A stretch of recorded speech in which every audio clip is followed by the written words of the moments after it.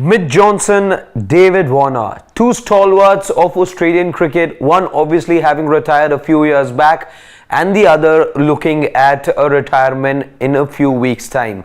But it looks like Mitch Johnson isn't quite happy with the way David Warner is all set to bid adieu to the game that they both love equally.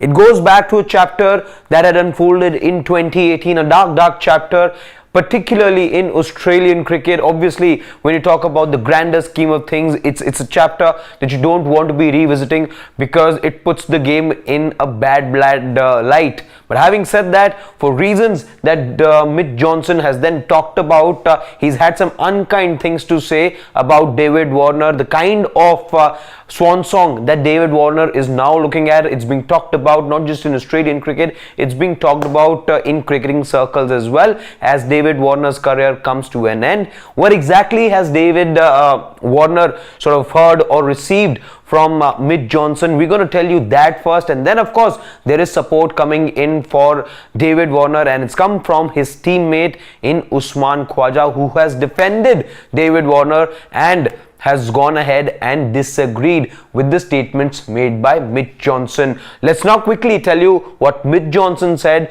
ahead of David Warner's retirement, which is set to take place at the Sydney Cricket Ground, the home ground for David Warner. That match is going to take place in a couple of weeks' time, but ahead of that match, these were some of the excerpts. This is a column that Mitch Johnson had written in one of the national dailies of Australia. We managed to pull out some excerpts of it. We'll talk you through what exactly he meant. This is what Mitch Johnson had to say about David Warner's retirement and the whole talk around it. He's questioned, he said, that why is a struggling test opener getting to nominate his own retirement date, and why has a player at the center of one of the biggest scandals in Australian cricket history warrants a hero's send-off? That's the question that Mitch Johnson is asking. Of course, taking back, he's reflecting to the 2018, rather he's referring to the 2018 Sandpaper Gate scandal, because of which David Warner then received a ban for about a year and a lifetime ban. Besides just a cricketing ban for 1 year, a lifetime ban on any kind of leadership. That is the kind of sanctions and the kind of penalty that David Warner was given for his involvement. He was a senior player, he wasn't the captain. It was Steve Smith under whose leadership that particular incident took place, but David Warner was a senior member, and what Cricket Australia said while imposing those sanctions was that they found him guilty as a senior player for fostering a culture of win at all costs. That is what Cricket Australia had said back then. So that is the background, and it is against that background that Mitch Johnson has now questioned why David Warner is getting to nominate his own retirement date. He further says, and I quote, that it's been 5 years and David Warner has still never really owned the ball, and what he's essentially saying over here is that David Warner has still not proven the kind of class, the kind of authority with which he should have batted, let's say, right up top, and he's not particularly been happy with David Warner's form of late. He goes on to say that besides questioning his performance, he's also obviously saying that he still never really owned the ball tampering scandal.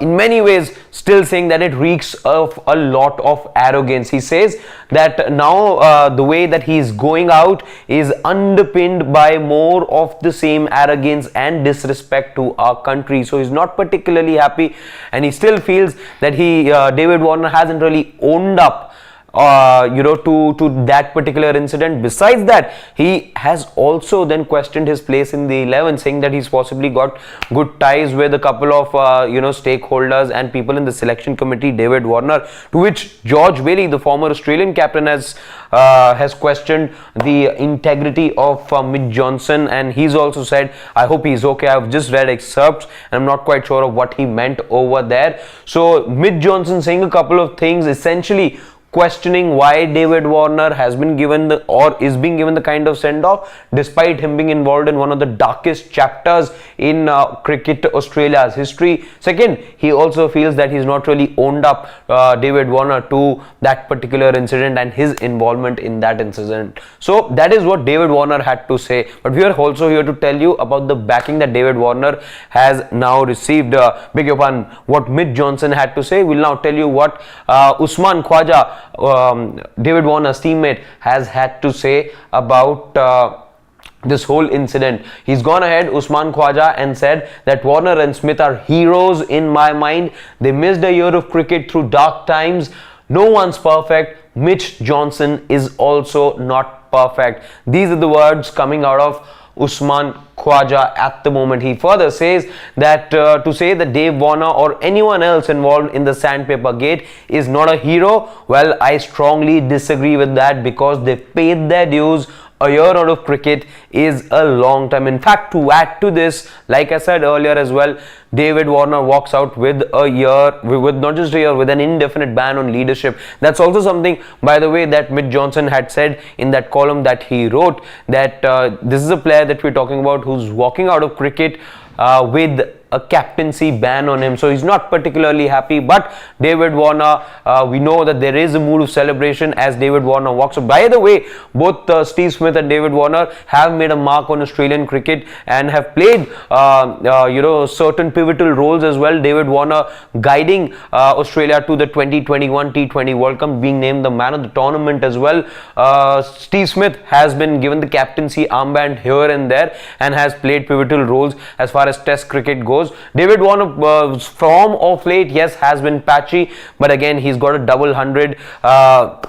He's got a double hundred against the opponent that he's about to again play, and I think he got a double hundred last year as well against South Africa, unless I'm not wrong. So patchy form is something that David Warner is going through. That is one of the reasons that Mitch Johnson is unhappy with, but more so he's unhappy with the fact that a player who's been involved and embroiled in such a massive controversy is getting the kind of send-off that he thinks he doesn't deserve, because he's not even been completely apologetic and owned up to his involvement in the 2018 sandpaper gate which took place in South Africa. What are your thoughts on this particular issue? We know now that there are preparations underway in Australia to give David Warner a final send-off. He's a World Cup winner now, a two-time World Cup winner, by the way, a World Test Championship winner as well. So he walks out with a lot of trophies in his bag, but of course